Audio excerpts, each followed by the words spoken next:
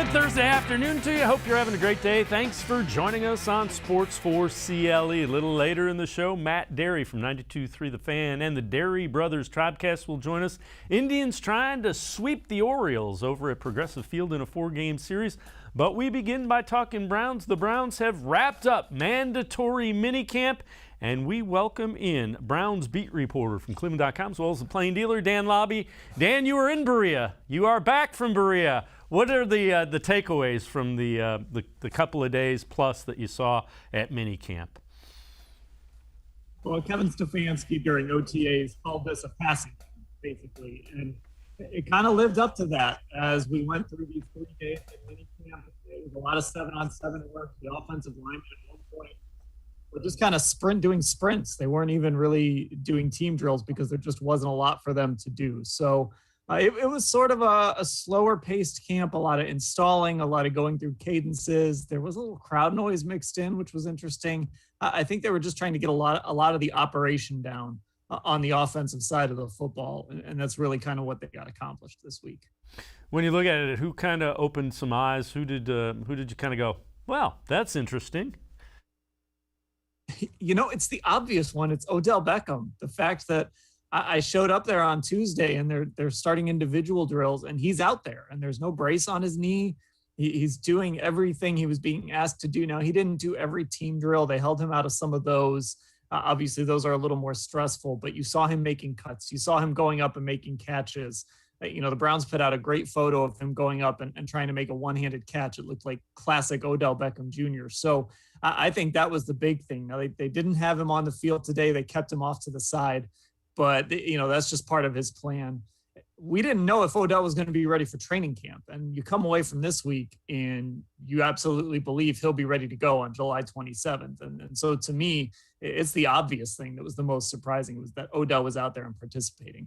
So what you're saying is all those social media things where we saw him working out, not tricky editing. He was actually doing it, and he's ready to go. All right, so Bleacher Report came out with the biggest X factors in all the NFL for 2021, and one of them, Odell Beckham Jr. What do you make of that?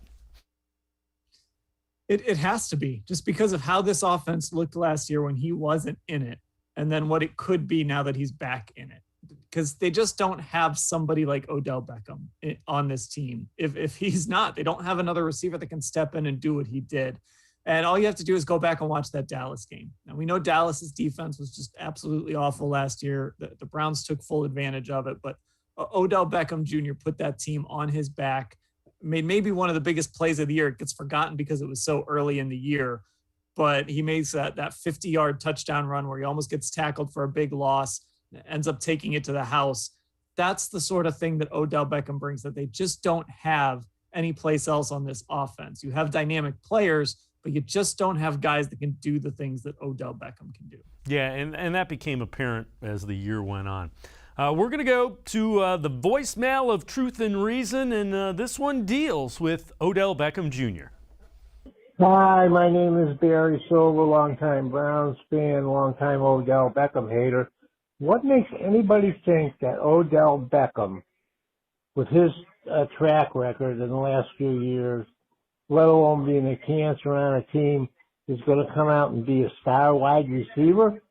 He should be traded or cut. And now they're saying, well, if Odell. Odell is junk. Bye. You know, I don't get it with some people with Odell Beckham Jr. First of all, I've never heard any of his teammates or anybody associated with any team he's been on who thought he was a cancer. And there are just some people that don't want to take a look at what he did the first 3 years in the NFL.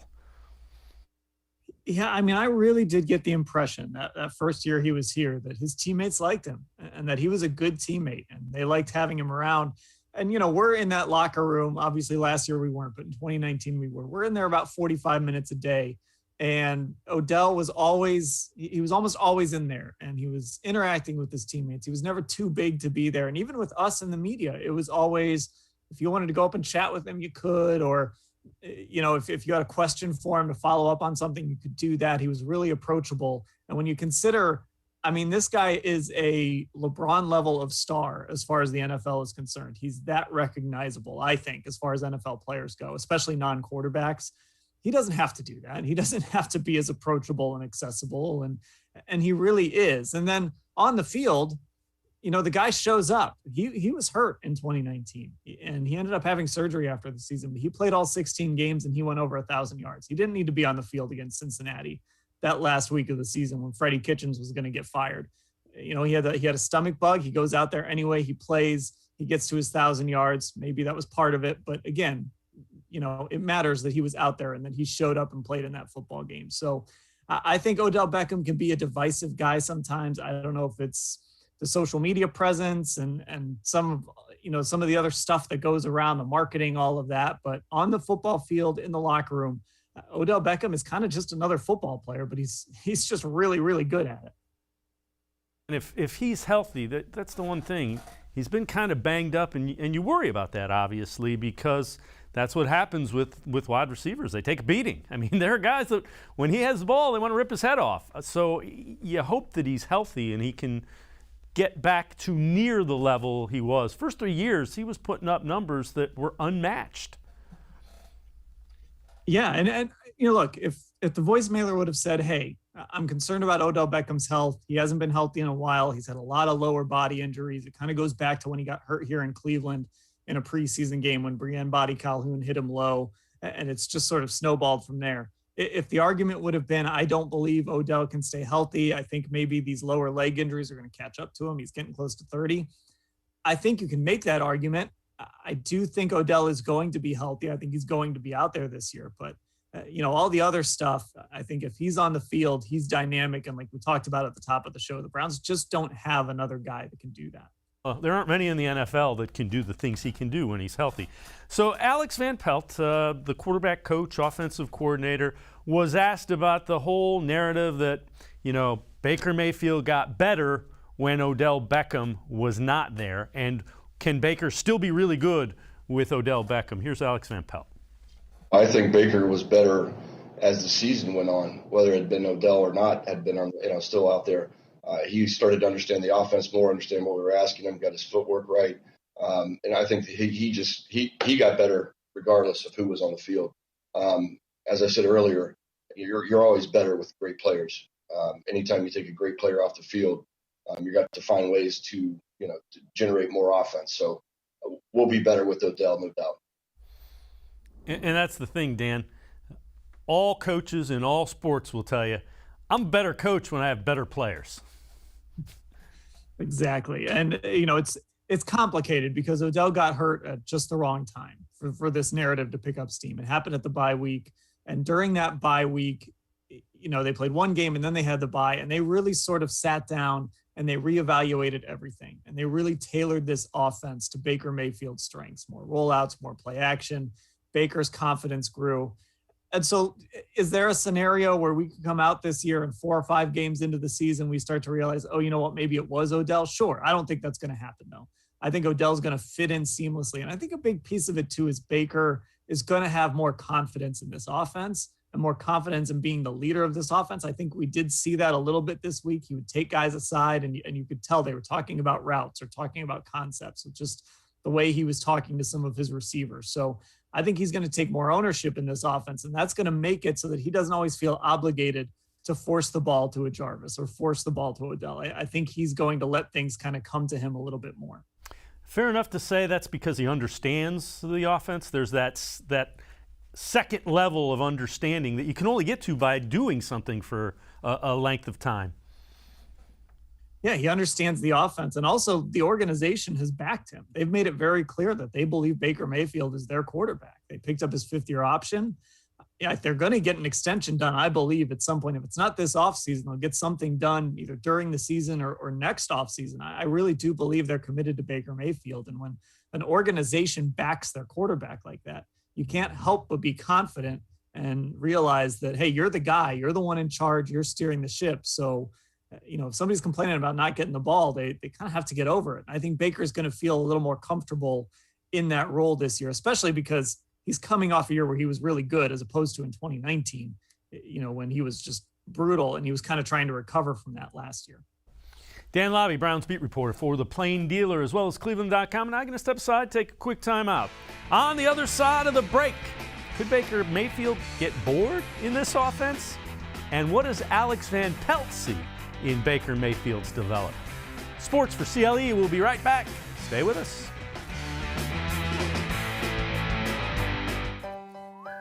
Life is starting to get back on track, and you can too. If you or your family have experienced financial hardship as a result of COVID-19, Tri-C can help with full tuition assistance. Safely get the in-demand degree or training you need with online and on-campus classes. Go to tric-edu to check out our programs and resources. So, what are you waiting for? Register now for summer classes. Tri-C is where futures begin. When it comes to selling you a mattress, most retailers are handing you a long line of extra steps that drive up costs and create confusion. At the Original Mattress Factory, we simplify the mattress shopping experience by building mattresses and box springs in our own local factories and selling them direct to you. It's short, sweet, and simply makes sense. So experience more than just a mattress store. Experience an original, the Original Mattress Factory.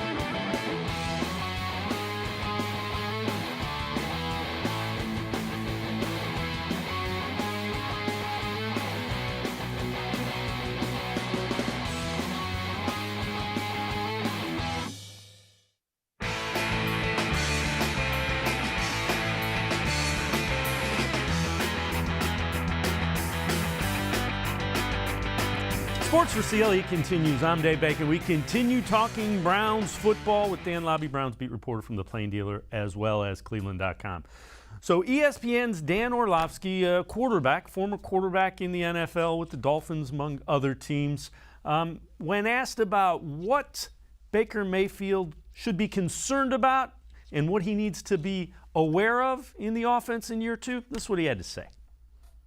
Baker Mayfield, do not get bored playing a boring brand of football. Discipline is the bridge between goals and accomplishments. And I would use the word discipline as a focal point for Baker Mayfield this year, because that's what he did so well last year. Just played a disciplined style of football. I remember being down in Houston with Gary Kubiak, and he would call these plays, and I'd be like, Kubes, I know that 3-yard down flat is gonna be open. I don't wanna throw it because it's boring. And he'd be like, just throw it. Just throw it. And you gotta have this discipline to do it. And Dan, that's a very valid and interesting point. In a similar type of offense, Kubiak comes from that offensive tree. I think Baker Mayfield's going to have enough opportunities to be aggressive in this offense. And I think it's going to look a little different than maybe what we saw last year. I don't know that we're going to see, we're not going to see like a spread offense all of a sudden, but I think there's going to be more opportunities for Baker to be aggressive, to get the ball down the field, throw into some tight windows. He's never been afraid to do that. There were times last year, in fact, where you looked and he made the tougher throw, as opposed to you'd see somebody else wide open and he'd make the tougher throw. So I don't think Baker's going to get bored running this offense. And the other piece of it is, I don't know, you just watch Baker, like after that Pittsburgh game, you watch him after some of this season went along. The guy just loves to win. And I really get that sense from him that really is the most important thing. So if he throws the ball 15 times or 50 times, I think the thing he really cares about is, did they win the football game? I think that's what he's chasing, is winning, winning regular season games, winning in the playoffs, and ultimately winning the Super Bowl. The other side of that is, and you mentioned taking shots downfield, with the money they're putting into Odell Beckham Jr. and Jarvis Landry, if you're not going to take some shots with those guys, it's kind of like having a sports car and leaving it parked in the garage.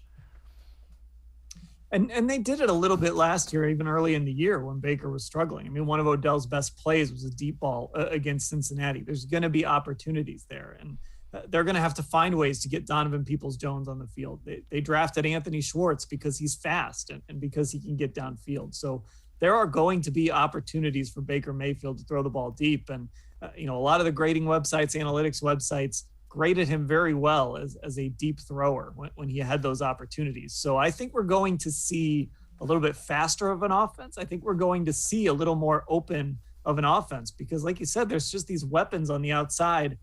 It would almost be criminal to just run 2 or 3 tight ends the whole time. You might have to just spread it out a little bit to get guys opportunities and get them on the field. So Alex Van Pelt, offensive coordinator, quarterback coach, talked about what he has seen and what he expects from Baker Mayfield in his second year in this offensive system. He was impressive. There were a lot of areas, a lot of pass concepts that we wanted to work on in this minicamp that maybe he didn't completely own last year. We wanted improvement in these plays, and he's shown that. A lot of that's just working through progression and knowing where to go next if 1 and 2 are covered, and he got that accomplished in this camp. So we're very happy with where he is right now. I figured that the last 7-8 games of the season last year, he really played really well, and I think he now feels that. He understands what that looks like and how he has to operate within the system to be successful. And now that he realizes that, you see it more in practice. Definitely do. And think about that, then. What Alex Van Pelt is talking about is the backside of plays, the throws that aren't necessarily always covered. If you're going to cheat, you cheat on the front side. So the understanding that he has in year 2 could open things up quite a bit for those big plays for Baker Mayfield. And that's what you're really hoping to see is that he knows this offense so well now that he's just going to know, he's watched so many different plays. He's sat down in that film room and he's seen, this happened on this play, but look what you missed. This will happen every single time. This is there every single time. So those are the areas where Baker's going to get better. And not just him, but his receivers too. They're bringing everybody back. They all know this offense so well. They know each other so well. They're going to know where Baker wants them to be. He's going to know where they want the football. There's just so many benefits to finally having a little bit of stability. And it's something the Browns haven't had and Baker hasn't had in so long. I think fans are going to be surprised at just how smooth everything might run since they've done it at least 1 year before. So let's shift our focus just a little bit. And we talked about this a little bit earlier. Baker Mayfield, new contract. And I know you don't have any sources and there's nothing. Do you get a sense, you've been around it, you kind of get a sense how Andrew Berry does things. Do you think they get something done before the start of the season, or is it still, there's just so many things that are going to factor in and so many balls that are up in the air on that? It wouldn't surprise me if this thing went into the season a little bit, or even, into next off season. And I don't think people should read too much into the timing of this because they have other extensions they need to get done. There's Nick Chubb, obviously. There's Denzel Ward. Now, I would be surprised if Denzel didn't get done sometime between now and September, because to me, that seems pretty standard. It's, do you want to buy 5 years between $90 and $100 million? To me, I would do that. I'd put the contract in front of him and I'm sure he would sign it. I think with Baker, they're going to get something done, but I don't think there's this huge sense of urgency on either side.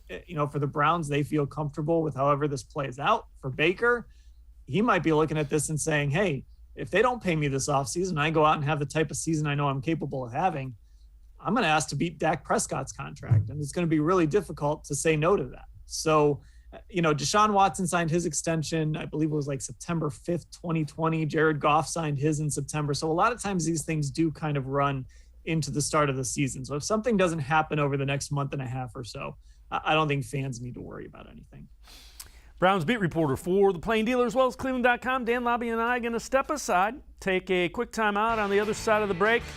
The off-seasons ranked nationally. We'll see where the Browns rank in the NFL. We will also hear quite a bit from Joe Woods, who has a lot of new toys for the Browns defense. Sports for CLE. We'll be right back. Stay with us. Better days are ahead. Be ready with the training you'll need to get a great job. If you or your family has experienced financial hardship as a result of COVID-19, Tri-C can help with full tuition assistance. Whether you want to improve your skills, get certified, or train for a new career, go to tri-c.edu to check out our programs and resources. So what are you waiting for? Register now for online and on-campus summer classes. Tri-C is where futures begin. When it comes to selling you a mattress, most retailers are handing you a line. A long line of extra steps that drive up costs and create confusion. At the Original Mattress Factory, we simplify the mattress shopping experience by building mattresses and box springs in our own local factories and selling them direct to you. It's short, sweet, and simply makes sense. So experience more than just the mattress store. Experience an original, the Original Mattress Factory. COVID-19 has changed how we show up and show out with our family. Now it's time to take the first step that lets us get back to talking smack with a side of mac and cheese. Before we can safely come together, we need the facts. As COVID-19 vaccines become available, you may have questions. Should I get it? Is it safe? Should I wait? It's smart to question. Now, get the facts at getvaccineanswers.org so you can make an informed decision when vaccines are available to you.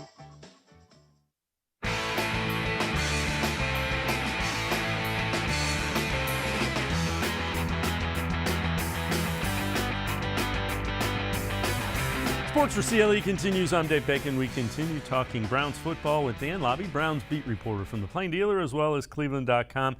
Dan, CBSSports.com ranked the best off seasons in the NFL. Browns were number 1, Buccaneers 2, Chargers 3, Chiefs 4, and the Washington football team number 5. So Browns number 1. I think the Buccaneers got number 2 because they convinced Tom Brady to come back. I think that was the big move. Yeah. Hey guys, we won a Super Bowl. How about if everybody comes back and hangs out in Florida for another year? That sounds like a good idea. So yeah, their job was pretty easy. The Browns remade the defense, and that was the area that needed to be remade. Everybody remembers how last season ended, that they couldn't even tackle Chad Henne on a 14-yard scramble. They couldn't get off the field on 4th and 1. You know, it was too easy to look at it and say, fix the defense, and you're going to be set up to have a really strong year. And Andrew Berry went out and just really targeted, used his money, used his draft picks. And now this defense goes from being, you know, really a team that couldn't stop anyone to a team that could be a nightmare for some of these opposing quarterbacks they have to play. Yeah, and you know, Joe Woods kind of addressed that, and you know, he didn't want to say anything terribly controversial about last year, but he said basically they took it upon themselves to say no excuses, we're going to do what we need to do to win. But when asked about his influx of new talent, Joe Woods had this to say. Yeah, very excited. You know, not only me, the whole entire defensive staff. I feel like, you know, AB, you know, the scouts, I think they did a great job in free agency, great job in the draft, just in terms of bringing in talented players at key positions. So we're excited about the future and can't wait to get a training camp going. How do you feel like Clowney is going to complement the rest of your defense, particularly, you know, Miles from the other side? He'll definitely compliment Miles just because, you know, he's been in the league for a long time. He's known as an elite pass rusher. He's very athletic, very fast. I think for offenses, they're going to have to make a choice, you know, who we're going to chip, where we're going to slide the protection to. So I think it'll be a great compliment, and we'll also be able to move those guys around just to try to create some, you know, favorable matchups for ourselves. And Dan, that's the interesting thing. They want to dictate things instead of reacting to offenses, and it would appear they might have the personnel to do that. It starts with that front four. You know, he was asked a couple times about San Francisco, and that came up this week too, when we heard from some guys that, you know, when he was in San Francisco, that front four was dominant. And that's kind of where this begins with Myles Garrett and Jadeveon Clowney. You see those two guys together and you kind of realize like, oh yeah, Jadeveon Clowney was a number 1 pick too. And you don't become a number 1 pick as an edge rusher unless you're a freakish athlete. And you see that just in watching him walk around and watching him go through drills. So it starts with that front four, but then it's just the flexibility in the back end where you've got some safeties that can sort of do a bunch of different things. You've got John Johnson and his leadership. You know, I'm really curious to see what Ronnie Harrison's going to look like this year now that they have kind of a season under their belt working with him. I know he's a guy I've talked up a lot, but I really want to see what he can do. And then getting Grant Delpit back. There's just so many different things they can do with their alignments, their schemes. It can change every single week. It can change every single series if they wanted to. And I think Joe Woods should be able to have some fun with this defense. And, we overlook how banged up that defense was because the injuries happened basically in training camp. You lost a number of guys before the season even got going. The other thing, and we've talked about this, Joe Woods talked about how the defense might look, as far as safeties and cornerbacks and less linebackers. And this is what Joe Woods had to say on that topic. The dime package was a big part of what I was involved in Wade Phillips' system in Denver. And you're always trying to put yourself in a position where you have favorable matchups. And when we go dime, we're putting more cover guys on the field. We're putting more speed on the field. It probably won't be as much as I ran in Denver, but it will definitely be a lot more, especially on, third down and maybe 2-minute situations. And Dan, that's something we've talked about, speed on the field. We'll see that in the regular season opener against Kansas City Chiefs. That's a team that screams you better have some cornerbacks and some safeties who can cover. The days of sitting there and asking a defensive coordinator, are you a 4-3 or a 3-4? They're gone. Teams are very rarely in their base anymore. Nickel is really a lot of times the base now, and the Browns have all these athletic quarterbacks that they have to face this year, whether it's Patrick Mahomes, like you said, in week 1. Do they have to face Justin Fields when they play the Bears? They've got to play Justin Herbert pretty early on. Who knows? Maybe they have to face Aaron Rodgers in Denver. If not, they have to face him against Green Bay, one of those two. So there's a lot of athletic quarterbacks that they have to go against. Of course, Lamar Jackson twice a year. If they want to get to the Super Bowl, they might have to beat Josh Allen. So you better have some athletes. You better have some guys in that secondary that can chase down the quarterback when he escapes your pass rush and can stay glued to wide receivers and chase down the quarterback. And that's how you kind of stop these athletic guys that can run around and make plays. The other thing that Joe Woods talked about extensively is, Jeremiah Owusu-Koramoah and Greg Newsome, they were going back and forth who to take with that first-round pick. They feel like they got 2 first-round picks because Koramoah is a guy that they have big plans for, and this is what Joe Woods had to say about JOK. Things are going well with him. Very smart player, very athletic.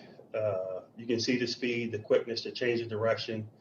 He'll be able to match up well, against tight ends. The thing we have to be careful of, I have to be careful of, is, you look at him and you want to do a lot.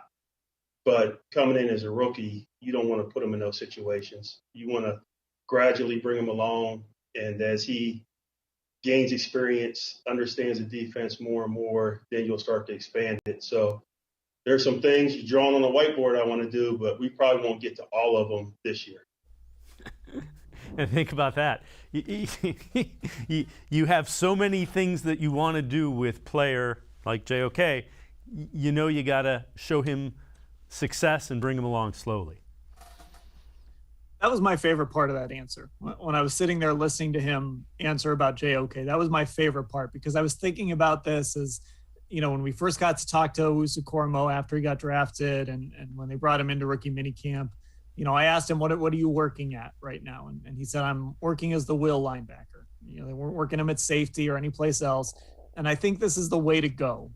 Teach him how to do that. Make him a linebacker, and then you can do a bunch of other stuff from there. Because if you throw too much at him, it's not going to work.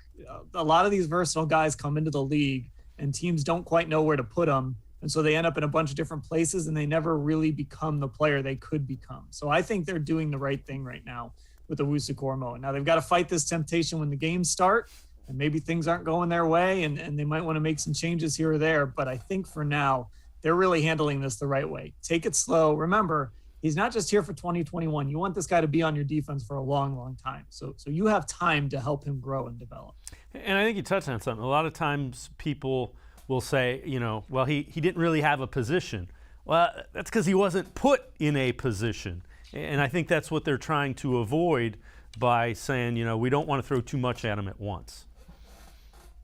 And just remember Jabril Peppers. He came in here and he was sort of that guy. Didn't have a position. And they put him out of position when they kind of put him somewhere. Greg Williams was sort of in a pinch. He needed somebody to play free safety, so he put him 20, 30 yards off the line of scrimmage. And that was not the best way to use Jabril Peppers. Where he was at his best was when somebody put him at strong safety, and we saw him thrive a little bit in his second year in Cleveland. He's done a nice job with the Giants kind of staying in that strong safety role. And if he continues to develop, you can add more and more to his plate. I think Owusu-Koramoah is similar in that sense. Put him someplace where he can play to his strengths right now, and then you can expand from there. Dan Labbe, Browns beat reporter from the Plain Dealer as well as cleveland.com, and I'm going to step aside, take a quick timeout. On the other side of the break, we will take a look at some of the departed players. Who will the Browns miss most? Sports4CLE. We'll be right back. Stay with us. When it comes to selling you a mattress, most retailers are handing you a long line of extra steps that drive up costs and create confusion. At the Original Mattress Factory, we simplify the mattress shopping experience by building mattresses and box springs in our own local factories and selling them direct to you. It's short, sweet, and simply makes sense. So experience more than just the mattress store. Experience an original, the Original Mattress Factory. At Social Security, we are always thinking of ways to save you time and make things easier. That's why we created My Social Security. A My Social Security account allows you to access your earnings history and benefits information, request a replacement Social Security card, get a proof of income letter, estimate and apply for benefits, and more. Save time. Go online. Open a My Social Security account at ssa.gov/myaccount. Social Security. Securing today and tomorrow. Produced at U.S. taxpayer expense.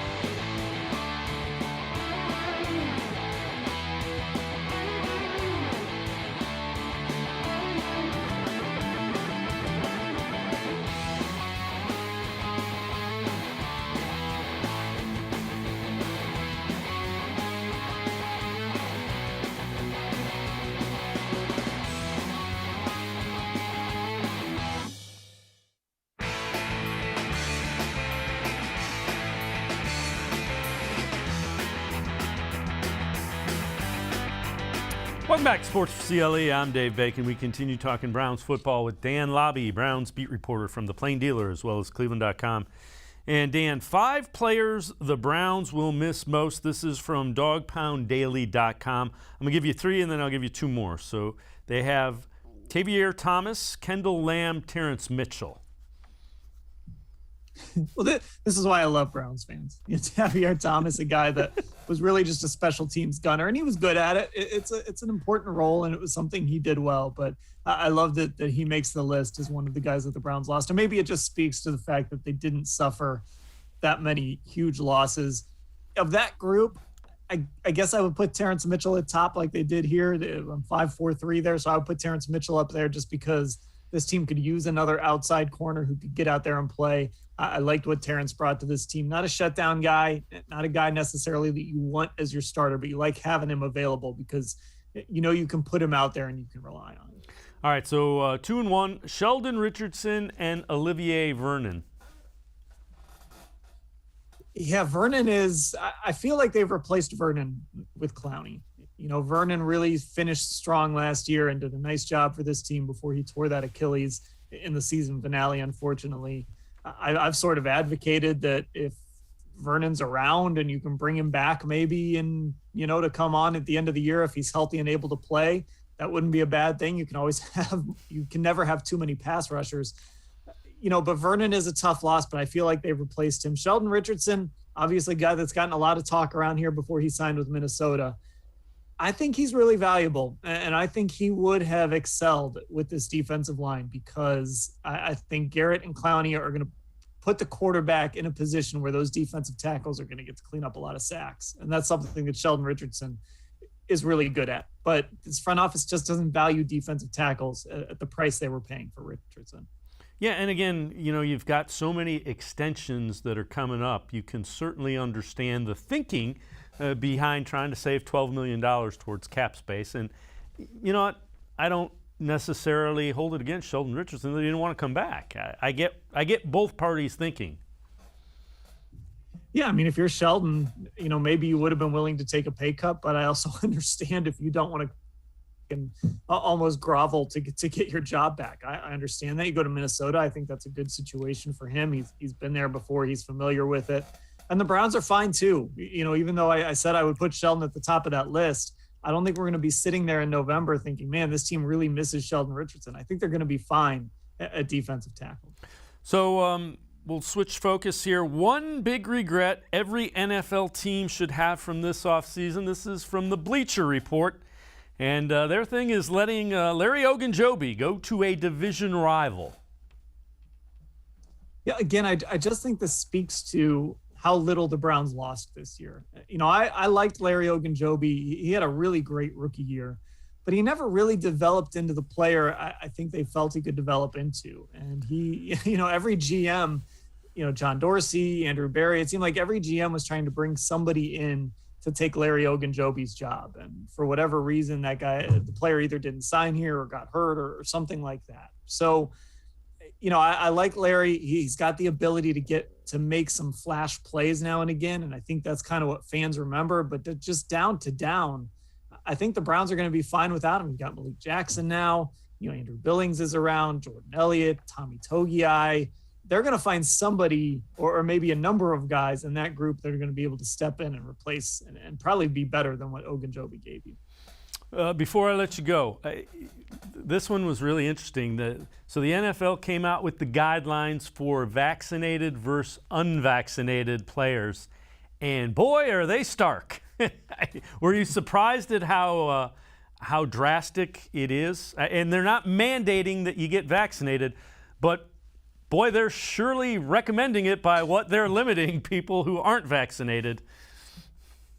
Yeah, they are. And I thought there would be some significant changes, and obviously, the mask wearing in the facility, all of that, I expected a lot of that stuff, but there are some really extreme things on here. Guys flying on the team charter, if they're unvaccinated, that's not going to happen. Guys, they aren't going to be allowed to leave the hotel. They're going to be sort of stuck under a lot of the rules from last year. And, I think you hit it. They're basically saying you don't have to get the vaccine, but if you don't, your experience next season is going to be very different. I think the most important thing is, I believe these are just preseason and training camp regulations for now, but, look, this is the framework for what I think the regular season could look like.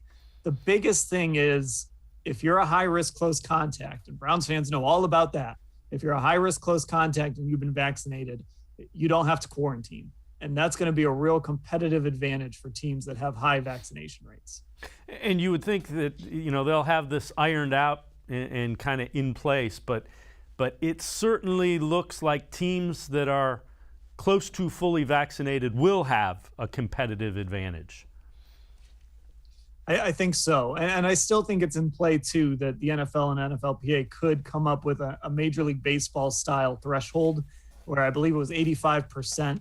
In Major League Baseball, a lot of restrictions were eased about, guys interacting and wearing masks in the dugout and all of that. I think the NFL and NFLPA could maybe come up with something like that down the road here as we get closer to the regular season. But yeah, the NFL really sent a message that you don't have to get vaccinated. But again, if you don't, your life is going to be very different as a player this season than for guys who did get the vaccine. Dan Labbe, Browns beat reporter for the Plain Dealer, as well as cleveland.com. Dan, as always, appreciate the time and the insight. Thanks very much. Make sure you read Dan in the pages. Anytime. Make sure you read Dan, pages of the Plain Dealer, as well as cleveland.com. We're going to step aside, take a quick time out. On the other side of the break, we will be joined by 92.3 The Fans' Matt Dery. We'll talk some Browns and then get into some Indians. Indians do, in fact, get the sweep of the Orioles. Sports4CLE. We'll be right back. Stay with us.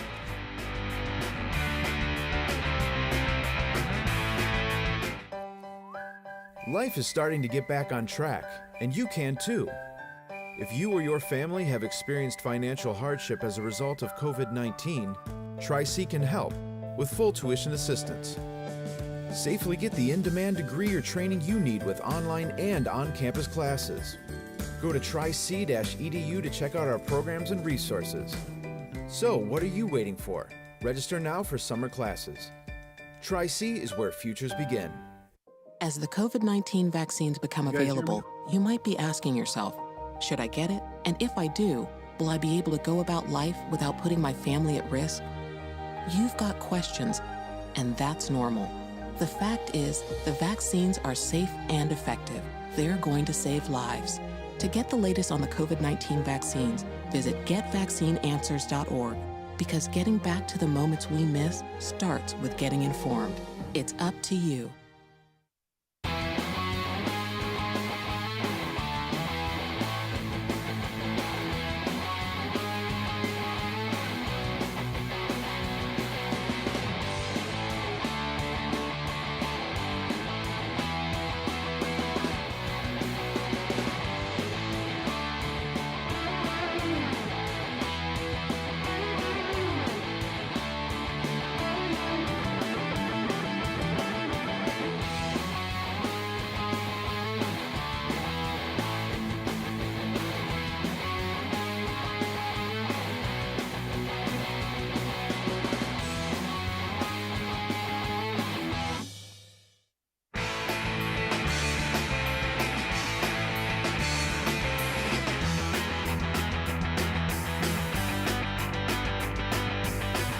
Sports4CLE continues. I'm Dave Bacon. We continue talking Browns football. Matt Dery from 92.3 The Fan will be along in just a second.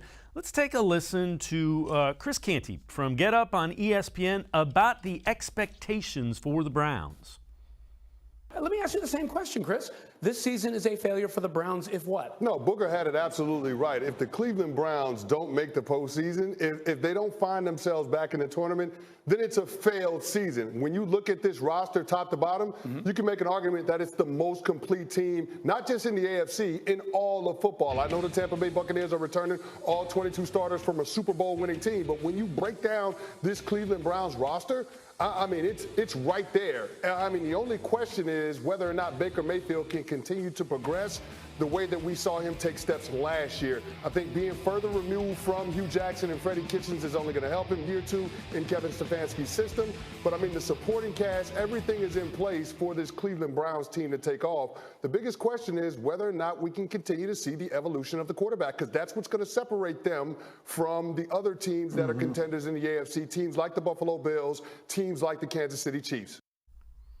Let's bring in Matt Dery from 92.3 The Fan, as well as the Dery Brothers Tribecast. So, Matt, I think you kind of nailed it right there. I agree with pretty much everything Chris Canty said. Yeah, you know, it's interesting. On our station the last couple of weeks, Ken Carman on the morning show made the point that if they don't get back to the AFC Championship game, that it would be a disappointing season, or get to the AFC Championship game. Of course, they were a game away from that, and a Chad Henne stop away from that a year ago. Look, everybody's elevated the expectations for this team. We know as Clevelanders and as Browns fans that we're always kind of waiting for the other shoe to drop. But on paper, Dave, this is a very, very talented team. Now, what I worry about is overinflating the expectations based upon the opposition. Let's talk about the AFC here. If the Browns are in the NFC, I'd say, yeah, they got to get to the title game, but the AFC is loaded. Buffalo, don't forget about Buffalo, Kansas City, Baltimore, the Browns can't beat. Here comes Tennessee with Julio. The AFC is very good. So sitting here saying Super Bowl or AFC title game, I'm not sure I'm ready to go there yet. But yes, this football team is very good and needs to take that next step. I agree with that. Yeah, and you know, it's going to be a lot about Baker Mayfield developing. I think I agree with Canty on that as well. So Mike Prefer, Browns special teams coach, also addressed the media. He knows his group has to get better as well. We've got a lot of improvement to do. We need to improve our return game immensely. We started the season slow on kickoff coverage, and I thought we ended the season well. You know, Paul DePodesta uses a formula that basically takes into account everything during a game. And, you know, he gives a point to every play with his analytics. And I like that because, you know, when we play those 3 games in November, they're horrendous weather. And obviously it's easier to have better stats. And like when I was in Minnesota, we played 9 games a year indoors, including Detroit. So it was easier to have better net punt, do a better job on kickoff. And I'm not making excuses because the weather is the weather. And I love the weather in Cleveland. I think that's to our advantage. But I know we started slow, but we ended really, really strong. I thought we won, I think, at least 7 out of the last 8 games, including the 2 playoff games on special teams. And that's what I look for. Do I like pridefully, do I like our stats to look better? Of course. And we need to do a better job across the board. And that'll be the constant message during training camps, is constant improvement every single day. Not so much to get the stats better, but to put our team in position to win games. And Matt, good teams always find a way to win a game or two via special teams. So yeah, the Browns special teams need to get better. I think that's an understatement. I'm not saying it was god-awful or horrible a year ago, but let's talk about something, Dave. Cody Parkey is on a what? He's on a 1-year deal. This was not somebody that was signed to a multi-year deal in March. It was a 1-year contract. At the end of the season, there were some games where kicking game was subpar. I'll be interested in seeing if in close games in September, he's able to deliver and how quick they pull the trigger on something with him if, in fact, he struggles out of the gate. Yeah, you can't wait. You can't have the kicking game cost you games when you expect to be where the Browns expect to be. Well, let me throw this to you as we wrap up what we're going to talk about with the Browns. What do you see that could derail 2021 for the Browns? What are some of the concerns that could turn this from what is expected to be a really special season into one that's kind of I think everybody knows that the defense will be better with especially with the linebackers in the secondary, the back 7, if you want to call it that. I think that will be upgraded. My concern would be, I think Odell Beckham's going to be fine, but what happens if the offense isn't humming like it did at the end of last year because Odell is back and there's not enough touches for everybody? And the Nick Chubb contract situation. And why isn't he out there all the time? Obviously, Kareem Hunt should get some carries as well. But that's what I worry about. I worry about they're so loaded offensively and there's so many weapons. Will there be enough footballs to go around? I think Baker's the perfect guy to mix it around to everybody. But there's egos in that room. And if Kevin Stefanski can keep that in check and none of that gets out, and if there are some unhappy people and that does not get leaked out and it stays in-house, they'll be fine. My concern would be, yes, high expectations, knowing this offense will be very good, but would there be some guys griping behind the scenes that they're not getting their touches? Now, Matt, you're a long-time Clevelander. When's the last time we've had to worry there's too much talent on the Browns roster?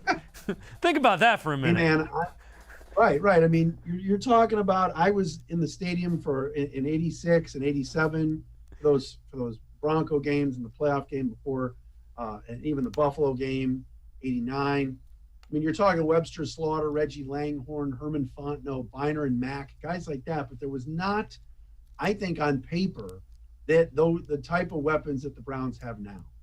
It was a great offense around Bernie Kosar, but the O-line didn't have stalwart Pro Bowlers at every spot like they do now. And neither with the weapons. Ozzie Newsome was at the end of his career. Back in the mid to late 80s as the tight end. Now you've got a couple of very good ones there. So, no, it is definitely a good problem to have, Dave, that's for sure. I can't recall an offense being this good. I know the 1 year with D.A. and Braylon and those guys, but nothing like we have now. Yeah, I would agree wholeheartedly. So now they got to go out and do it. I get it, but boy, it sure is fun to think about the possibilities. Matt Dery from 92.3 The Fan and the Dery Brothers Tribecast and I are going to step aside, take a quick time out. On the other side of the break, we'll tell you all about the Indians. They sweep the Orioles in a 4-game series. They're headed to Pittsburgh to play the Pirates. Sports4CLE will be right back.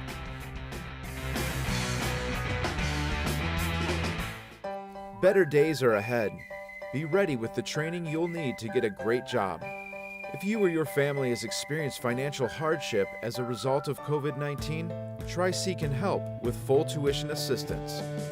Whether you want to improve your skills, get certified, or train for a new career, go to tri-c.edu to check out our programs and resources. So what are you waiting for? Register now for online and on-campus summer classes. Tri-C is where futures begin. When it comes to selling you a mattress, most retailers are handing you a line, a long line of extra steps that drive up costs and create confusion. At the Original Mattress Factory, we simplify the mattress shopping experience by building mattresses and box springs in our own local factories and selling them direct to you. It's short, sweet, and simply makes sense. So experience more than just the mattress store. Experience an original, the Original Mattress Factory. First, they said cigarettes were safe. We know how that turned out. Now, they say they didn't market e-cigarettes to teens. Fact, more than 1 in 4 high school students are vaping, and 80% say their first e-cigarette was flavored. Vaping is harmful to developing brains. The reason we think vaping is safe? Marketing. Same lies, different day. Tell Big Vape to quit lying.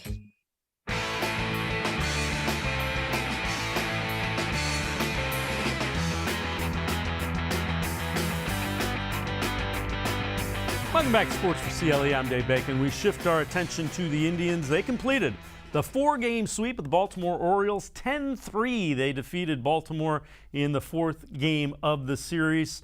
13 hits for the Indians. Everyone in the lineup got a hit. Home runs by Jose Ramirez, Bobby Bradley, Eddie Rosario, and Yu Chang. The win goes to Trevor Stephan, who pitched an inning and a third of relief. The starter was Eli Morgan. Terry Francona talked about Eli Morgan as well as the win for the Indians. He pitched the first game in a hurricane and pitches the second game where he gets a line drive off his arm. He competed like crazy.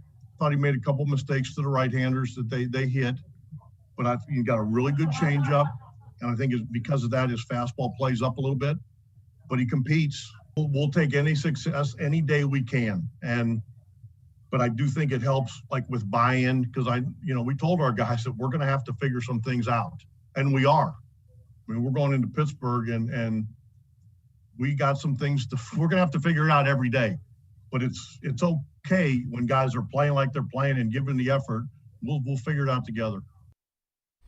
So let's bring Matt Dery from the Dery Brothers Tribecast as well as 92.3 The Fan back in. And Matt, 4 in a row is 4 in a row. I know the Orioles aren't great, but you got to beat who you're playing. Dave, what is going on? They're 10 over 500. They have no players. They have one starting pitcher. One. Like, Yu Chang hit a home run today. I mean, drove it. He had more runs driven in than the Orioles had runs today. Like, what is happening? This is wild. Terry Francona, you just played the clip. I mean, if he's not top 3 manager of the year right now, and I know Gabe Kapler is doing a whale of a job over in the National League if we're talking entire game of baseball and sport of baseball, and Kevin Cash with the Rays is killing it. But my goodness, what a job that Tito is doing, because it's Aaron Savali and 4 bullpen games every night or every week. So I'm stunned. I thought they'd take at least 3 out of 4 from Baltimore to see the offense explode. I know the Orioles, like you said, are trash, but my goodness, how much fun has this been to watch this team and to see some young guys start to play well. And Ahmed Rosario, who I was dead wrong about, has been a catalyst at the top of that lineup too. Yeah, they're getting it from a number of different guys. So Chris Antonetti earlier today talked just about how they're figuring out this, how do you start with basically one starter? This is what Chris Antonetti had to say. It's been one day at a time. That's really how we've had to approach it. There's no other way to do it. We'll have to do that again over the next couple of days. So to the guys' credit, they've gone out and competed and given us a chance to win games, and that's what we're obviously hoping for. We've had we continue to have a lot of conversations about our pitching, Zach, and I expect that'll be the case, continue to be the case over the next couple of weeks. It's a constant balance, each day. I mean, spent some time this morning with Tito and Carl just talking about which guys are available in the pen today and how we'll, navigate today's game. And, after we get through today's game, we'll begin to look at tomorrow and how we'll navigate tomorrow's game. Tito and Carl do a great job of not only looking at the game for today, but even within the game, thinking about the next couple of games as they're making pitching decisions. So, Matt, it's almost like spring training. It's like this guy's got to get in his 60 pitches, and then this guy's we can get 50 from him, and they're piecing it together almost like, you're out in Arizona trying to make sure you divide the work and nobody gets overworked.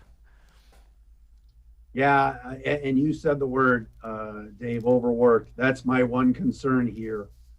Maybe not with the middle inning guys, but with James Karinchak and Emmanuel Clase. They pitched in 3 of the 4 wins over Baltimore.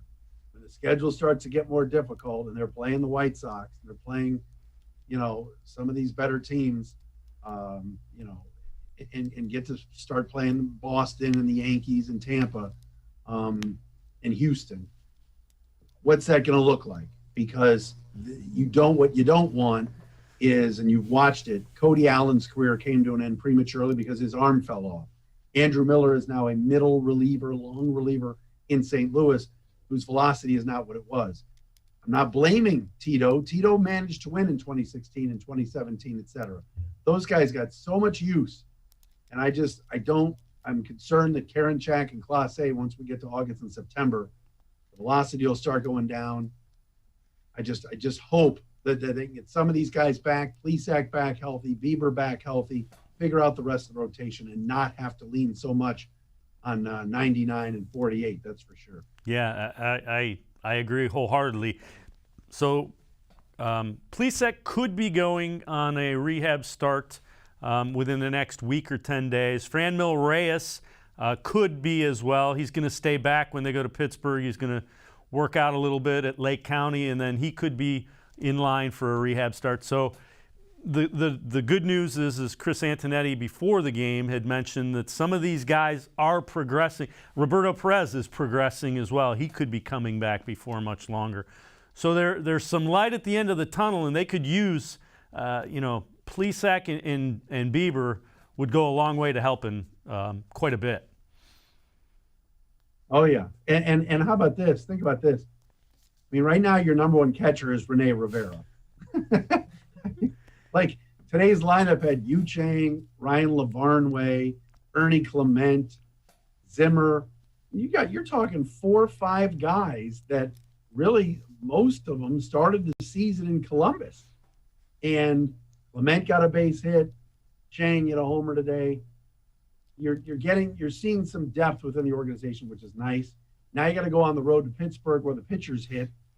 I don't know how they're going to finesse that. We'll have to see how that works. But look, 10 over 500 so far, so good. Getting these wins and patching it together until you get healthy. And I'm interested in seeing what this lineup's going to look like when Franmil comes back.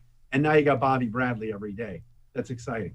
Yeah, and Bradley has hit well. That's a guy that we had talked about. He wasn't hitting as well as you want in AAA, but he's been really good since they called him up. I think he was bored down there, Dave. We've been calling for him for 3 or 4 years. Remember, it was 2018. It's like, when are they bringing Bobby Bradley up? He's not 22 or 23. He's 25, 26. He's ready. I think he was bored in Columbus. I think he said, I've faced AAA pitching for 3 years, 4 years. I'm ready. And comes up here in shape. He won the job in April. They didn't give it to him, so he probably got real ticked off.